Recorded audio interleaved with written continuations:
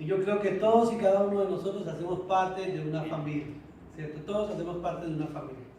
Y creemos que Dios tiene un plan especial para la familia, que Dios tiene un plan de redención. Y el propósito del Señor es que no solamente un miembro de la familia, sino toda la familia, esposo, esposa, hijos, hermanos, todos lleguen al conocimiento de la bendición de Dios. Y por eso tenemos este pasaje en el libro de Génesis capítulo 1 y versículo 28. Vamos a colocarnos de pie un instante y lo leemos todo. Ahí está la palabra en grande. Colócase en pie un momentico y lo leemos en alta voz. Génesis 1:28. Leámoslo todos a una sola voz. Ahí tiene buen tamaño y letra. Dice: Dios los bendijo y les dijo: sean fecundos y multiplíquense, llenen la tierra y sométanla, ejerzan dominio sobre los peces del mar, sobre las aves del cielo y sobre todo ser viviente que se mueva sobre la tierra. Amén. Pueden sentarse. Miren qué bien saben leer todos ustedes. Miren, bueno, a la lectura. Dios en sus planes y en sus propósitos ha incluido a la familia desde el principio. Dios, en este solo pasaje nosotros alcanzamos a darnos cuenta de cómo Dios ha querido y ha buscado la manera de establecer una preciosa comunión con la familia y con el hogar. Y nos damos cuenta que cuando usted lee ese pasaje, lo primero que tiene que darse cuenta, dice la Biblia, Dios los bendijo. ¿Sabe a quiénes bendijo? A Adán y a Eva. Era a ellos a los que le está diciendo. Porque Dios bendice el hogar. Dios bendice esa familia. Y Dios bendice esa familia compuesto de un hombre y una mujer porque les da claras instrucciones con respecto a lo que Él quiere que ellos cumplan estando en la tierra. Dios crea el paraíso y en ese paraíso coloca a un hombre y una mujer y les da esa instrucción, les dice que sean bendecidos, pero les dice sean fecundos y multiplíquense. Y creo que si pensamos en la población que hoy estos días sobre la tierra, creo que estamos haciendo muy buen trabajo, ¿no? Ya pasamos los 8,000 millones de habitantes desde que Dios le dijo esa instrucción a Adán y Eva. Ya hay más de 8 billones de personas sobre la tierra. Y sin contar todos los que han fallecido y muerto, yo creo que si todos estuvieran vivos, ya tendríamos completamente llenos todas las áreas del planeta de tantas cosas. Así que en esa parte hemos cumplido, es parte del plan y del propósito. De esa manera Dios quiere que el mundo crezca. Pero les dio más instrucciones, les dijo, llenen la tierra y sométanla, ejerzan dominio sobre las peces del mar, sobre las aves del cielo y sobre todo lo ser que se mueve. Y me pregunto, si pensamos, ¿el hombre tiene poder y dominio sobre todas esas cosas? Sí. Nosotros vemos las aves del cielo, muchas de esas son controladas por seres humanos. Veo hombres que tienen la mano así, viene un águila y se posa sobre su mano. Eso es ejercer dominio. ¿Cómo hace un pajarito, un ave que se acerca a un ser humano y se somete, algunas hasta muy grandes? Veo una ave gigante, las avestruces, que son mucho más altas que uno. Algunos las utilizan hasta medios de transporte. El hombre, ¿qué animal no ha podido dominar, controlar? Domina los leones, los tigres, las serpientes y ha controlado hasta las ballenas. Un animal que es 50 o 100 veces más grande que él y también las domina. Parte de eso es algo de la autoridad que Dios le dio al hombre cuando lo creó. Y le dice Dios que ellos iban a gobernar sobre toda la tierra. Pero dentro del plan de salvación de Dios, de que la familia sea como esa que dirige, que controla todas las cosas, vino un obstáculo y vino un problema. Y ese problema ha hecho que mucho de lo que Dios quiere hacer con la familia como tal se trunque. Y hay muchos problemas en el núcleo familiar. En las familias no se está comunicando, no se está transmitiendo la palabra de Dios, porque hay problemas en la familia que han detenido eso. Y esta estadística que vamos a ver nos dice algo del ejemplo. Mire, esta es una investigación que hizo Tom Reimers, cerca de 1,800 familias, y habla de los cristianos en los Estados Unidos. Dice que las personas nacidas de antes de 1946 el 65% se identificaban como cristianos e iban a la iglesia. Eso antes de 1946, lo que significa que antes de la Segunda Guerra Mundial, en la mentalidad de las personas tenía una perspectiva muy buena, aún todavía, de la parte de la Biblia, de Dios y de las cosas. Después de eso, se dan cuenta que los que fueron nacidos entre 1946 y 1964, hubo un descenso en la asistencia, en la participación en los Estados Unidos de las personas dentro de la iglesia. Pero esa no es la estadística de los días nuestros. Sigamos la siguiente. Entre 1965 y 1976, que algunos de los que estamos aquí hacemos parte de esa generación, se hizo una estadística y ahora ya ha bajado al 15% de los que nacen en ese tiempo se identifican como cristianos. Y aún más, de 1977 a 1994, los que nacen ahora se identifican menos y ha llegado al punto de llegar al 4%. La pregunta es la siguiente, hermanos. ¿Dónde podemos pensar que esté fallando esto? ¿A qué se debe que hubo una época donde nosotros sentíamos una más grande necesidad de Dios y queríamos estar en la iglesia? ¿A qué se debe que antes las iglesias constantemente eran atiborradas de personas que les gustaba ir a la iglesia, pero hoy en día cada vez encontramos más excusas para acercarnos? Ha sido la falla directamente en el hogar. El diablo sabía eso desde el principio. Él sabía que atacar el hogar había sido la mejor estadística y la mejor manera de destruirla. Y precisamente fue ahí donde lo hizo. Él hizo ese intento de dañar, de destruir, de cambiar los valores de la familia. Y por eso pasa. Pero aún quiero decirles algo más. En Europa la circunstancia es aún más triste. De Europa vino el cristianismo que hoy nosotros tenemos aquí. Fue de allá donde vinieron los cristianos siendo perseguidos, que vinieron a acentuarse aquí, los peregrinos que hemos escuchado la historia de ellos que vinieron a Estados Unidos. Europa en este momento, el antiguo continente, tiene aproximadamente unos 800 millones de habitantes. De allá nacieron los grandes reformadores, de allá nació Calvino, de allá nació Martín Lutero y todos aquellos que hicieron que el evangelio se expandiera a los 4 puntos del planeta. Pero hoy en Europa el 2% de las personas se consideran cristianas. Solamente el 2% se consideran cristianos, lo que significa de que ha habido una falla profunda y grande en el corazón de la familia y del hogar.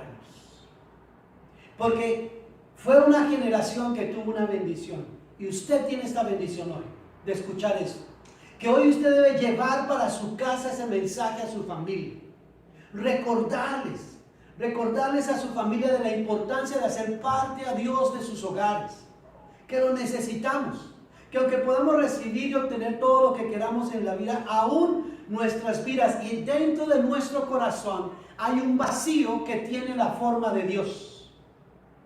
Hay un espacio en cada corazón de ser humano que solamente puede ser lleno por Dios. Hay un espacio que Dios quiere llenar y cuando nosotros simplemente lo llenamos con otras cosas, nunca vamos a experimentar la total satisfacción de vivir una vida plena de lo que Dios quiere. Y Dios quiere llenar ese espacio en nuestras vidas. Las personas la podemos llenar con dinero, con drogas, con alcohol, con sexo, con qué sé yo. Todo lo que queramos podemos meterle, pero todas estas cosas nos van a producir un placer momentáneo, pasajero, no será suficiente. Dios debe ser el centro de nuestras vidas para que nosotros podamos estar satisfechos. Aún el hogar más humilde, el hogar más sencillo va a poder experimentar la más grande paz, la más profunda bendición y la más profunda felicidad cuando en ese hogar exista Dios. Pero estamos viviendo tiempos. Yo diría que ese ha sido como el levantamiento, la caída y nuevamente la redención de la familia. Dios hizo todo lo que ha hecho a través de la familia. Dios pudo fácilmente elegir que Jesús descendiera del cielo y que nosotros lo viéramos descender del cielo y creer, este es Dios. Pero Dios utilizó una familia para entrar a este mundo y darse a conocer. Fue Dios a través de Adán y Eva que Él entró y se dio a conocer y les dio instrucciones a ellos de que cumplieran sus planes, de que siguieran los propósitos de Dios para que ellos llevaran el mensaje, transmitieran el legado. El libro de Jueces es un libro de Jueces, es un libro medio triste para mí, hermanos, porque cuando uno lee el libro de Jueces es un libro de continuos ciclos, de crecer, de avanzar y de caer. Se crece, se avanza y se cae. Y eso nos pasa a nosotros mucho. ¿Y cómo era ese ciclo? Mientras ellos eran bendecidos, mientras ellos recibían todo, se les olvidaba Dios. Y cuando se les olvidaba Dios, venían otras naciones más poderosas y los hacían esclavos. Estando en la esclavitud, alguno de estas personas clamaba a Dios, Dios les enviaba un libertador y nuevamente volvían a la prosperidad. Pero les pasó no una sino varias veces. En la Biblia dice una frase repetitiva que decía: todo mundo hacía lo que bien le parecía. Y pregúntese, ¿cómo es la condición de nuestras vidas y de las familias en nuestros tiempos? Donde todas las personas hacen lo que bien les parece, no lo que a Dios le parece, sino lo que a ellos juzgan como bueno. Y preciso, ese ciclo va a ser un ciclo interminable de salir de una situación y volver a la esclavitud, porque nosotros hemos dejado de la ecuación a Dios. Dios debe ser el centro de la familia, del hogar, para que sobreviva. Dios debe ser el centro de la familia para que pueda resistir los ataques del diablo. La primer familia que Dios creó recibió el primer ataque del enemigo, y dice la Biblia que a través de una serpiente, donde Dios los había colocado en un paraíso para que vivieran eternamente felices. Usted y yo somos descendientes de esos padres y hemos heredado su naturaleza. Heredamos su naturaleza pecaminosa, su desobediencia. Lo que ellos hicieron nos trajo consecuencias a todos.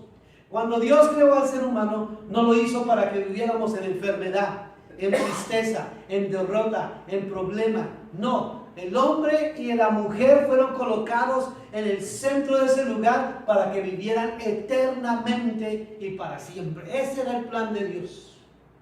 No fueron creados para morir, no fueron creados para enfermarse, no fueron creados para estar viviendo una vida de problemas. Pero la Biblia dice que estando en ese lugar, el diablo vino y en forma de serpiente les plantó algo en su corazón, y la serpiente les dijo: con que Dios os ha dicho que no pueden comer de este fruto. Y Eva le contesta y dice: Dios ha dicho que de todo fruto que hay en el paraíso podemos comer, mas del fruto de la ciencia del bien y del mal, de ese no podemos comer. La respuesta del diablo a la mujer fue: no, sino que sabe Dios que el día que ustedes coman de ese fruto, van a ser como Dios, sabiendo lo bueno y lo malo. Así que habían dos voces y ellos escucharon la voz del diablo. Y ellos quisieron en alguna forma ser como Dios. Cuando yo vivo una vida completamente apartada, independiente de Dios, en cierta manera le digo a Dios: yo puedo ser como tú. No te necesito. No me haces falta. No necesito nada de ti, porque esa es la mentalidad que tiene la persona, es decir, no necesitamos Dios. Cuando tenemos todo, nos olvidamos con facilidad de Dios. Si es bueno, nosotros lo aceptamos. Entonces Dios quiere nuevamente restaurar esa bendición en la familia. ¿Y cómo lo hace? A través de las familias. Dios utiliza inicialmente la familia de Adán y Eva y atrajo a Abel, que fue asesinado por su hermano, pero Dios levanta un tercer hijo, que era ¿quién? Set. Fue delante de ese hijo que vino la descendencia del Salvador. Pero Dios no se cansó de eso. Cuando el hombre se apartó de Dios e hizo el mal, dice la Biblia que Dios decidió terminar la tierra con un diluvio. Afortunadamente no como el diluvio que hemos estado experimentando en Los Ángeles últimamente, hermanos, que ya parece que fuera que se está acercando ese, donde las calles y las casas y las casas móviles están yendo al río porque se están inundando y se están derribando. Pero la Biblia dice que Dios derribó y acabó todo el mundo conocido porque vio que el corazón del hombre era malo. Pero Dios dijo una promesa: que nunca volvería a destruir el mundo con agua. Y por eso colocó el arco iris que nosotros vemos de vez en cuando en muchos lugares como un recuerdo de la promesa de Dios de que el Señor no va a destruir nuevamente la tierra. Que Dios tiene un plan con la familia, claro, que Dios tiene un plan con su familia, que Dios tiene un plan y un propósito con sus hijos. Es nuestro deber asegurarnos que nuestros hijos escuchen ese plan y hagan parte de ese plan. Y ese plan se revela precisamente a través de la Escritura, como Dios nos habla. Cuando Dios destruye todo, Dios llama a una familia, la familia de Noé, su esposa, sus 2 hijos y sus esposas. Todos ellos entraron ahí. Y cuando ellos entran al arca, Dios vuelve y les dice lo mismo: fructifíquense y multiplíquense. ¿Sabe qué significa eso? Que Dios no ha cambiado los planes ni los propósitos con la familia, que Dios sigue haciendo la obra, es a través de nosotros, es a través de su vida, a través de su familia, que comunica las buenas nuevas. Que usted se asegure que su familia no sea una generación que se levanta donde todos hacen todo lo que quieren, sino que necesitan de Dios. Dios levanta a la familia de Abraham y trae esa familia poderosa y conecta a este hombre con una mujer que se llamó Sara, y ellos tuvieron a su hijo Isaac. Y ahí viene la gran promesa. Y Dios le dice: vete de tu tierra y de tu parentela a la tierra que yo te mostraré, y haré de ti una nación grande, y te bendeciré y te prosperaré. Bendeciré a los que te bendigan y maldeciré a los que te maldigan. Y este hombre recibe esa promesa, hermanos, de la cual nosotros también somos herederos como hijos de Dios, herederos de las promesas de Abraham. Dios quiere bendecir la familia y Dios quiere bendecir tu familia, pero tenemos que ser parte de esa promesa, porque para recibir esas bendiciones debemos ser parte de ese árbol genealógico, que no lo podemos ser por nacimiento porque somos gentiles, pero sí lo podemos ser por fe porque fuimos nacidos en Cristo cuando lo aceptamos. La familia cumple una parte crucial en los planes de Dios. La familia es el medio por el cual Dios se comunica, preserva y expande aún más su santa influencia. Creo que un buen lugar para hablar fuertemente de la Escritura es su propio hogar, es su familia, la que determina. Dale la siguiente slide, por favor. Aquí tengo una pregunta para que todos ustedes reflexionen. Al visitar una familia, suponga que usted tiene una visita en su casa. Uno debe poder vislumbrar bien la bondad, el amor, el orden, la comunión, la provisión y la ley de Dios en una casa de una persona, de una familia cristiana, por supuesto. Entonces damos la siguiente slide, por favor. Aquí está la pregunta. Mencione 3 cosas que una persona entendería acerca de Dios y sus caminos al quedarse con su familia durante una semana. La pregunta es esta. Si alguien que usted no conoce, que no sabe nada de usted, vamos a suponer que por alguna razón del destino alguien llega y se queda en su casa y pasa una semana. Al salir esa persona de su casa, ¿será que esa persona tiene la capacidad de encontrar 3 cosas que diga: esta es una familia cristiana? Se identificará esa persona con 3 cosas. Piense en 3 cosas en su familia y usted diga: si alguien me visita, esta familia va a ver esto aquí. Hay varias características, pero por darles un ejemplo. Se ora en su casa todos los días. Ora cuando usted come y participa de los alimentos. Porque yo voy a ir a su casa y el día que entre, pues estos no oraron, pues yo tampoco voy a orar, vamos a comer. Aquí no se ora. De pronto se tiene el hábito de leer la Biblia, o hay una Biblia por lo menos en algún lugar que sea visible, que alguien tiene curiosidad de mirar. Lee esa Biblia a la persona, alguien en la Biblia, la familia la está leyendo, y la persona dice: estos son cristianos, tienen una Biblia, y la usan. No es simplemente una decoración en la mesa, alguien la toma de vez en cuando y la está meditando. O cómo se comunican entre la familia.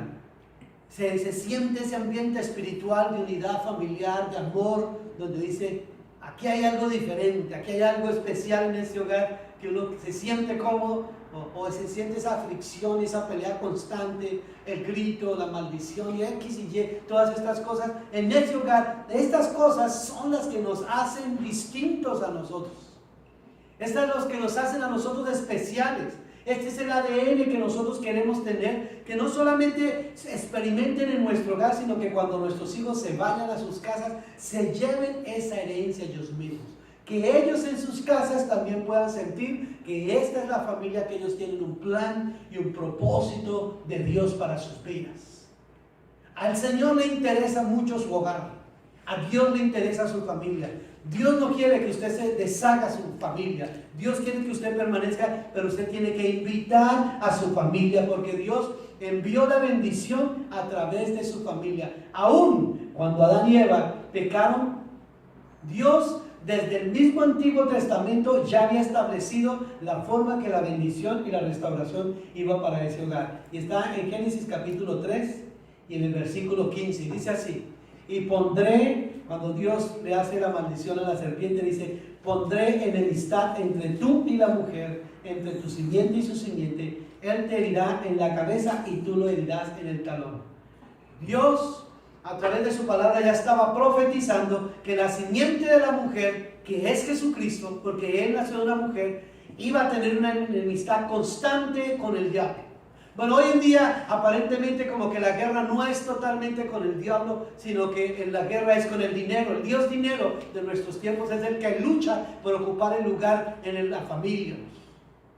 La gente tiene un conflicto tremendo. Yo sé que Dios quiere y anhela que usted sea próspero, pero déjeme decirle que el dinero en sí, no siendo bueno ni malo, se puede utilizar para varias cosas, pero el dinero no debe ser quien controla nuestras vidas. Nosotros tenemos que controlar el dinero. No vivimos solamente para hacer dinero. Sé que todos lo necesitamos, pero no es lo más importante de nuestras vidas. Pero a veces como que el dinero compite con el lugar de Dios, y por eso Jesús les dijo a sus discípulos: no podéis servir a Dios y a las riquezas. Nadie puede amar a dos señores, porque amará a uno y al otro no lo quiere, o viceversa. Pero tenemos que elegir, tenemos que centrar nuestras vidas y colocarnos en el orden. La familia necesita de la provisión del Padre. La familia necesita de todas estas cosas, pero incluso solo el dinero no es suficiente para darle a nuestros hijos y a nuestra esposa. Ellos necesitan otras cosas aparte del dinero. Necesitan de nuestra compañía, necesitan de nuestro amor, de nuestro respeto, de nuestro cuidado, de ese calor humano que se experimenta en un hogar que uno quiere permanecer. Y Dios quiere restaurar eso. Los 3 principios que quiero dejar en este día en sus corazones con respecto a la familia son estos. El primero: Dios creó las familias como centros para discipular a nuestros hijos. Y utilizo la palabra discipular porque la palabra discipular también viene de la palabra disciplinar. Nosotros cuando corregimos a nuestros hijos los estamos discipulando y los estamos enseñando. Usted ama a sus hijos y por eso los corrige. Es ahí donde sus hijos aprenden, hermanos. Sus hijos necesitan. Mire, yo le puedo decir una cosa que me cuesta. Yo sé muchas familias con las que yo tengo que tratar y ayudar, pero sé que nuestros hijos, lo habíamos dicho la semana pasada, son la consecuencia de la labor que nosotros hicimos como padres. Ellos van a hacer lo que usted y yo hagamos. Ese niño que usted ve de 3 años, de 4 años, que toca un piano como un maestro, no aprendió solo. Fue un padre que tomó el tiempo, horas y horas, e invirtió hasta convertirlo en eso. Ese niño que toca la guitarra a los 6, 7 años mejor que muchas personas, es porque ha habido alguien que ha trabajado, ha invertido dinero, ha invertido tiempo, lo ha discipulado, lo ha disciplinado, lo ha entrenado, y por eso está. Así que cuando nuestros hijos crecen y se desvían para hacer cosas inapropiadas, es porque ha faltado ese proceso de discipulado en casa, y por eso Dios quiere traer esa restauración. Un niño no nace rebelde, un niño no nace malo, un niño no lo sale con esas cosas. Es porque ahí en el principio de la formación no hubo un papá o una mamá presente para corregirlo, en amor, en respeto. Usted se debe sentir muy orgulloso de ver a sus hijos crecer, hacerse profesionales y formar familias, y decir: ese hijo es lo que es hoy porque yo estuve presente en su educación. Pero también usted se puede sentir muy avergonzado si nada de eso pasa, es decir: ahí está mi trabajo. Esta es la consecuencia de lo que no hice mi trabajo ahí, por no cuidar. Un niño se levanta y termina en las pandillas. Cuando termina todas las cosas que le ofrecen, no fue porque simplemente nació pandillero. Por supuesto que no. El Señor nos lo entregó con el disco duro vacío, hermanos. Y fue llenando poco a poco a través del tiempo. Y fue creciendo y estuvo en la escuela. Y nosotros tuvimos que mirar qué estaba pasando. Y nos interesamos en todo. Y hemos cuidado ahí. Y hemos visto ahí. Yo he visto que hay niños que se levantan, se encierran en su cuarto, no le abren ni a sus propios padres la puerta, no le hablan, si quieren no le vuelven a hablar una semana a su papá, hacen lo que quieren. Y le preguntaba a un padre con respecto a eso, le dice, ¿qué falló? ¿Qué pasó con la educación? ¿Dónde estuviste tú y tu esposa durante todos estos años? Porque este hijo hoy de 15 años es simplemente el resultado de 12 años atrás. Este niño no se convirtió en lo que hoy es, hoy, o la semana pasada. Se ha convertido en esto porque durante 12 años o 15 años yo no estuve ahí. No me di cuenta, estuve muy ocupado. De pronto el Dios dinero me distrajo tanto y por eso hoy estoy recibiendo las consecuencias. Por eso yo le animo a que usted invierta tiempo en sus hijos. Asegúrese de que sepa dónde están sus hijos, con quién está. Hábleles. Cuando mis hijos crecieron, yo aprendí a manejar los textos en esa época, recién salidos. No era porque era la costumbre, pero como ellos estaban haciendo esto, aprendí a hacer y enviar textos porque yo quería estar en contacto con ellos. Cuando estaban creciendo, yo quise que ellos también tuvieran un celular, porque yo quería que ellos se pudieran comunicar cuando fueran, especialmente en esta nación. Queremos que ellos estén en contacto cuando se van. ¿Para dónde van? ¿Dónde están? ¿Con quién están? Cuide a sus hijos, disipule a sus hijos, haga todo, invierta lo que sea necesario, que finalmente los hijos le van a dar una grande satisfacción o también grandes dolores de cabeza, grandes dolores de cabeza, porque nosotros no nos hacemos al frente. Usted es lo que usted es porque su papá lo corrigió, lo castigó. Yo soy resultado de un papá que me amaba, me castigaba cada vez que lo tenía que hacer, aunque no me gustara. ¿Por qué? Porque Dios tiene un plan y un propósito con la familia, y el primer propósito es que en la familia Dios discipula a nuestros hijos. Dios discipula a nuestros hijos. El segundo propósito es que los padres y los abuelos pueden imprimir en el corazón de sus hijos el amor por Dios. Esto me gusta mucho. Los padres y los abuelos pueden imprimir en el corazón de sus hijos el amor por Dios. Su labor como padre no termina. Al contrario, déjenme decirle que viene una etapa a los que no son abuelos de experimentar otra etapa maravillosa en sus vidas, cuando Dios les dé ese privilegio de continuar esa labor, de asegurarse. Yo ya crecí a mis hijos, ya están grandes, pero ahora ellos tienen hijos, y ahora yo quiero cuidar a esos niños también como si fueran mis propios hijos. Finalmente, si los padres faltaran, ¿quiénes son los padres de esos niños otra vez? Por eso es que tenemos que cuidarlos, y por eso tenemos que asegurarnos. Es ese cuidado que ustedes tienen, esa generación que viene detrás de ustedes. Señor, que mi generación no se pierda, que mis hijos te amen, que mis hijos te teman, trabaje en ello. Y tercero, Dios ha diseñado la familia como con la ingeniería necesaria para evangelizar a través de ese poder multigeneracional.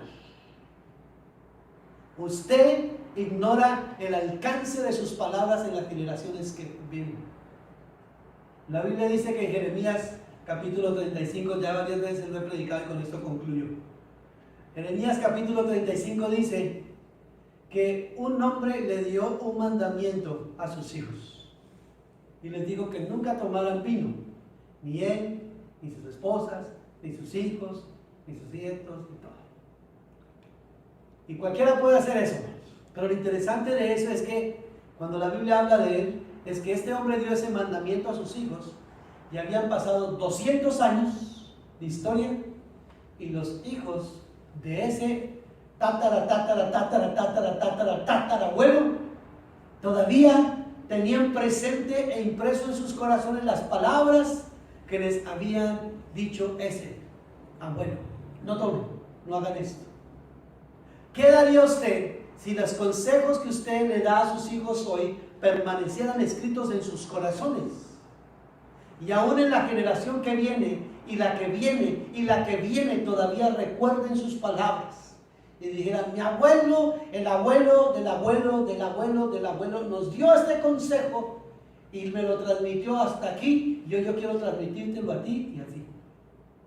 Han pasado casi 2000 años y un misionero que estuvo en África fue por accidente y encontró una tribu nómada que era descendiente de esa familia. Y dice, 2000 años después, esa familia todavía tiene las prácticas y las costumbres que le dio Dios de no contaminarse con ciertas cosas y aún todavía tienen el mismo recelo.